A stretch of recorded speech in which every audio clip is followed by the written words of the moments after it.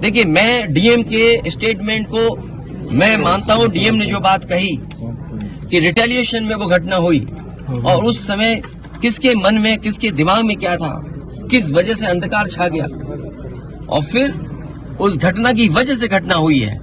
और घटना वो भी गलत है, घटना ये भी गलत है। अगर ये सवाल आप पूछते हैं मासूमों के लिए, मासूमों की कभी जान नहीं जाती अगर प्रेम यादव की जान न गई होती तो।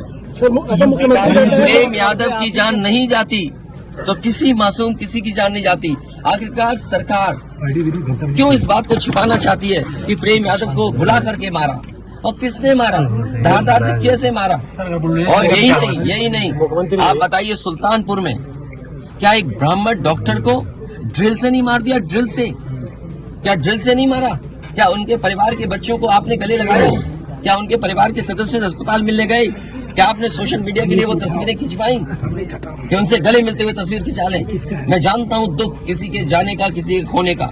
आज हम जरूर इस परिवार के साथ हैं या और लोग हैं, लेकिन जब वो अकेले बैठेंगे कभी याद आएगी उनके परिवार के सदस्य की तो उन पर क्या गुजरेगी, सोचिए आप।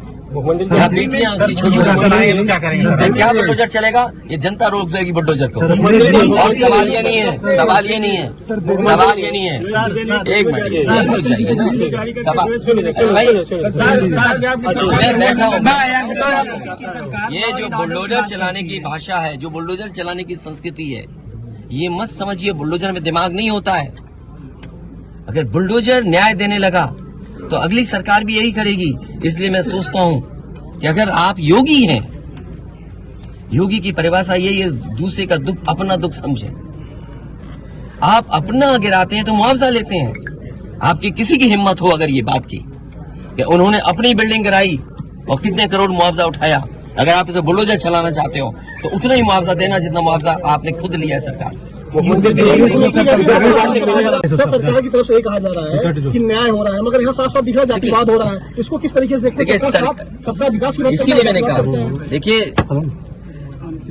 योगी की सबसे बड़ी परिभाषा यही है, जो दूसरे का दुख अपना दुख समझे। मुख्यमंत्री जी को किसी के साथ भेदभाव नहीं करना चाहिए अगर वो मुख्यमंत्री उत्तर प्रदेश के हैं, और किसी भी घटना से राजनीतिक लाभ नहीं लेना चाहिए। अगर इस सरकार ने न्याय दिया होता, न्याय पहले दिन से देना शुरू किया होता, तो शायद हम लोगों पे भी दबाव नहीं बनता कि हम आते हो घर परिवार के लोगों से मिलते आकर। सर, कांग्रेस के लोग कह रहे हैं कि आप बीजेपी को फायदा पहुंचाना चाहते हैं मध्य प्रदेश। देखिए सुनिए, ये बात भी कांग्रेस के मुंह से अच्छी नहीं लगती। सर, यूपी में बदला लेंगे उसका? नहीं, बदला की बात बंद करो।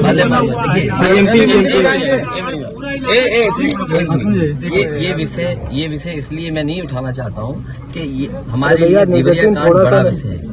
इंडिया न्यूज और न्याय में संतुलन हो, थोड़ा सा आईडी नीचे, न्याय में संतुलन हो, ये सरकार की जिम्मेदारी है।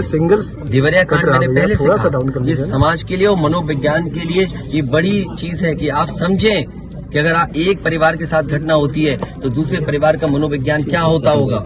और ये डीएम ने खुद कहा कि ये रिटेलिएशन में घटना हुई है, और शासन के लिए और न्याय के लिए ये बड़ी जिम्मेदारी है।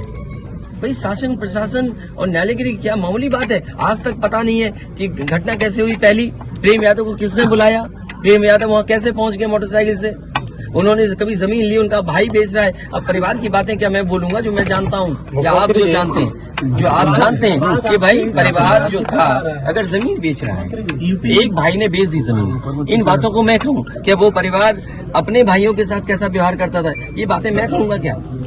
ये सब आप जानते हो। इसलिए मैं आपसे भी उम्मीद करता हूँ लोकतंत्र तभी मजबूत होगा जब न्याय मिलेगा, और न्याय की भावना होती सरकार की तो खेतों में इतना कार्यकर्ता नेता नहीं दिखाई देता। ये जनता खेतों में नहीं दिखाई देती।